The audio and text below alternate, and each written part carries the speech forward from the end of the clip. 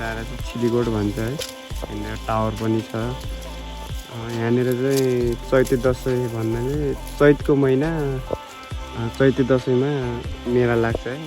यो ठाउँमा यस्तो राम्रो मेला लाग्छ, धुमधामसँग मेला लाग्छ यो ठाउँमा चाहिँ। यो चुटि पनि लागेको थियो मेला, म जान पाएन।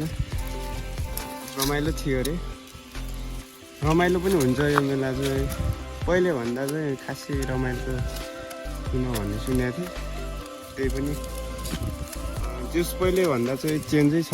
छिलीगोड भन्ने राम्रो छ, धेरै परिवर्तन भएको छ। वेलकम छ सबैलाई मेरो भिडियोमा। सबैजना सन्चै हुनुहुन्छ होला। सबैलाई नमस्कार। नुहाइधुवाइ गरेर घर बसिरहेको थिएँ कि आमा चाहिँ बाख्रा चराउनु जानुभएको।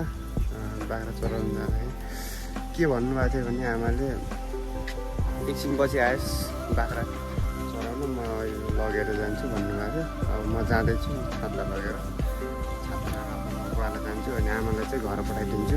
अब म जाँदैछु आमालाई सघाउनु। अब आमा घर आउनुहुन्छ, म गुवाला जान्छु, बाख्रा चराउँछु। गुवाला आइसकेको छु है। मेरो आमा चाहिँ बारी हुनुहुन्छ त्यहाँ, म जान्छु अनि आमालाई चाहिँ घर पठाइदिन्छु है। गुवाला आउनुभएको छ, जानु ल जानु गाइस। आमा चाहिँ घर जानुभयो, म चाहिँ यहाँ गुवाला आउँछु। गर्मी छ कि हजुर? मैले भिडियो बनाउन लगाएको र यस्तो गर्मी छ कि घाम पनि यस्तो लागेको छ, त्यही भएर छाता उडिरहेको छ।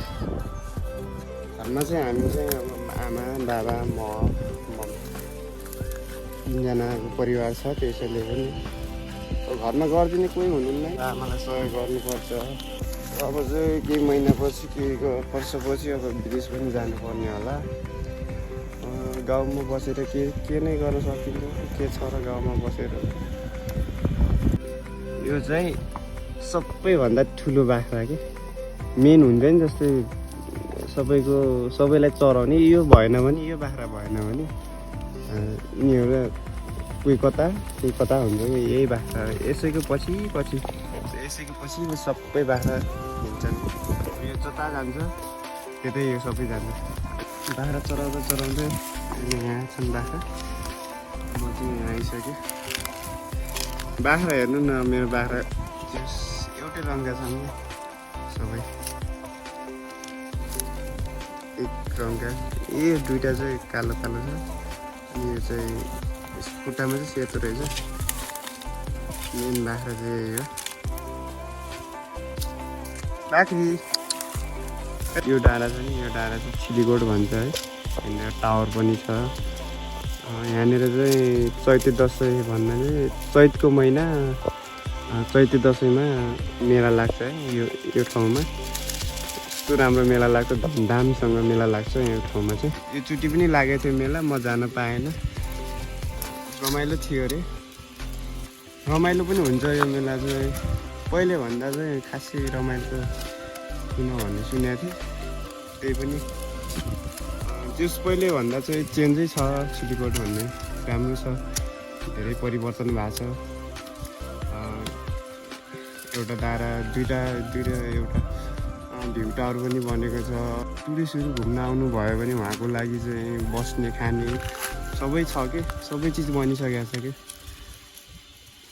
हाम्रो गाउँभन्दा त धेरै विकास भएको छ छिलीगोड भन्नेमा है।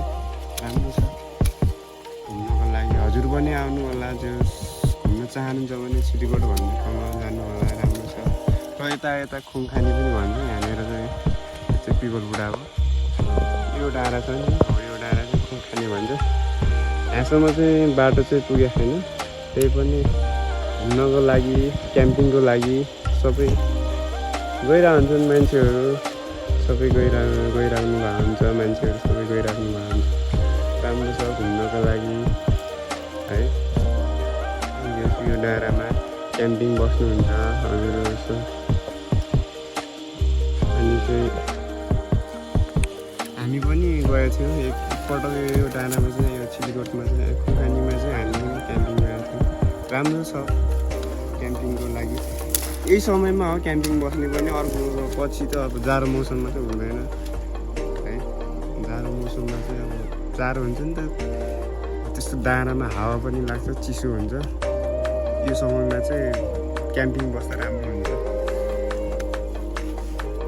सो गाइस अब चाहिँ बाख्रा साख्रा लगेर घरतिर जाँदैछौँ। बाख्रा बाँध्न न, देख्न सक्नुहुन्छ पछाडि मेरा छोरीहरू लजाएर कस्तो गरेर। अब चाहिँ बाख्रा बाँध्ने रे, बाख्रा लगेर घर आइपुगेको छु म। आमाले बाँधिराख्नु भएको छ बाख्रा।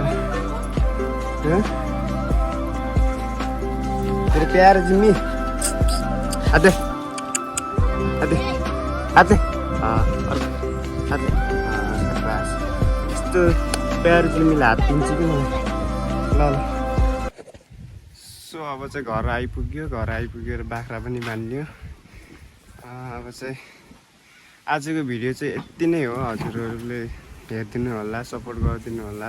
फेरि पनि मेरो डेली भ्लग आइराख्ने छ। सब्सक्राइब गरिदिनु होला, सेयर गरिदिनु होला। हस् त, धन्यवाद।